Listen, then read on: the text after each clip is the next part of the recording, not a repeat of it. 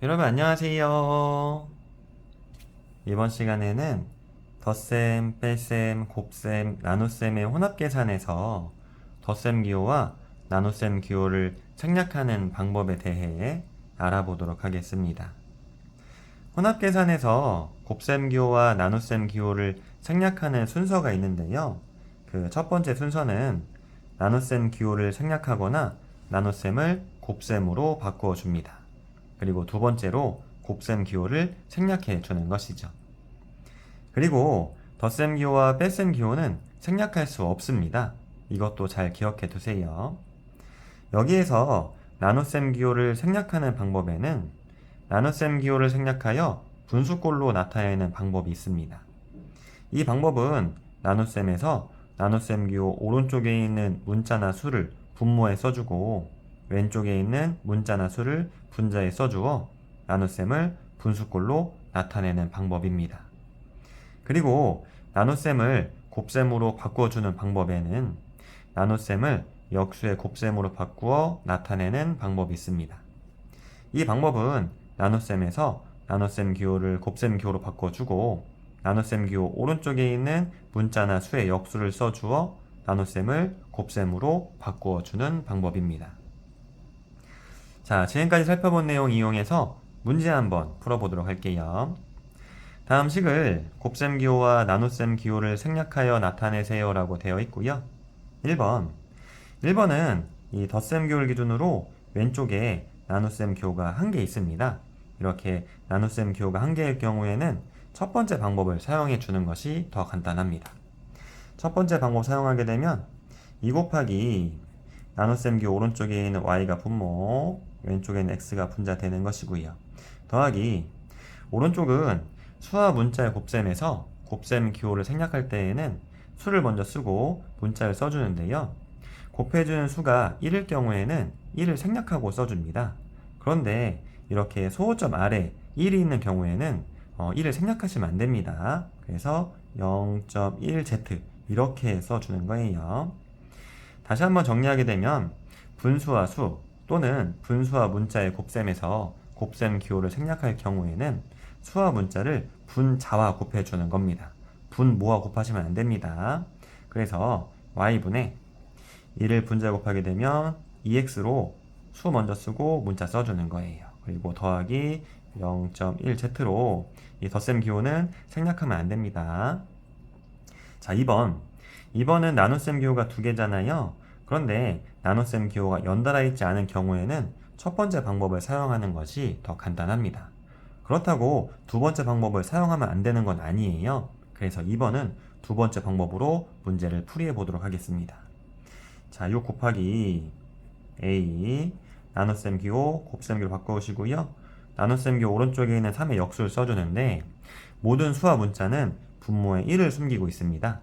역수를 찾는 방법은 분모와 분자를 바꿔오시면 돼요. 그럼 3의 역수는 3분의 1 되는 것이고요. 빼기 b 곱하기 마이너스 5의 역수는 마이너스 5분의 1로 역수한다고 부호가 바뀌진 않습니다. 그리고 곱하기 c. 자, 곱셈은 교환 법칙이 가능하죠. 그래서 6과 3분의 1을 먼저 곱해줄 텐데요. 수끼리 곱셈에서는 곱셈 기호를 생략하지 않고 계산해 주는 겁니다. 자, 3분의 1과 6은 3으로 약분이 가능합니다.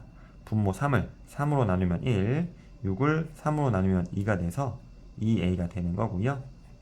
자, 오른쪽을 보게 되면 자, 문자와 수가 3개 이상인 곱셈에서 곱셈 기호를 생략할 때 음수의 개수가 홀수개면 전체의 부호는 음수가 되고 음수의 개수가 짝수개면 전체의 부호는 양수가 됩니다.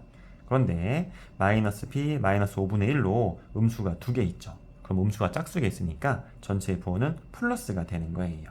이 부호 바꿔주셔야 돼요. 자, 그리고 문자는 분자 곱한다고 했으니까 5분의 자, b와 c를 곱하게 되면 이렇게 문자끼리 곱셈에서 곱셈 기호를 생략할 경우에는 알파벳 순서가 더 빠른 문자부터 써주시는 겁니다. 그래서 b의 알파벳 순서가 더 빠르니까 b 그 다음에 c를 써주는 거죠. 3번은 덧셈 기호를 기준으로 왼쪽에 나눗셈 기호가 1개니까 첫 번째 방법 사용해 줄게요. 그러면 자, 마이너스 1 곱하기 나눗셈 기호 오른쪽에 있는 y가 분모, 왼쪽에 있는 x가 분자 되는 거고요. 곱하기 x 더하기, 자, 오른쪽에는 지금 괄호가 있잖아요. 이렇게 괄호가 있는 경우에는 괄호 안을 먼저 정리해 주세요. 괄호 안에 나눗셈 기호가 한 개 있으니까 첫 번째 방법 사용해 주도록 하겠습니다. 나눗셈 기호 오른쪽에는 b가 분모, 왼쪽에는 a가 분자가 되는 것이고 곱하기 4. 다시 한번 정리하게 되면 수와 문자의 곱셈에서 수가 1일 경우에는 생략하여 써준다고 했잖아요. 그런데 이 음수 부호는 생략하지 않습니다. 그래서 음수 부호는 가운데 한 번만 써주시는 거예요. 그리고 y분의, 자, 문자는 분자와 곱한다고 했죠. 근데 문자와 분자가 똑같아요.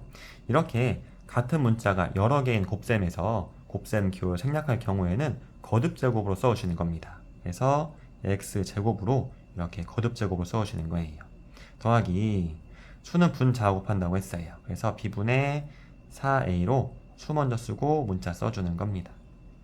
4번은 뺄셈 기호를 기준으로 왼쪽은 두 번째 방법을 사용해주고 오른쪽은 첫 번째 방법을 사용해 주도록 하겠습니다.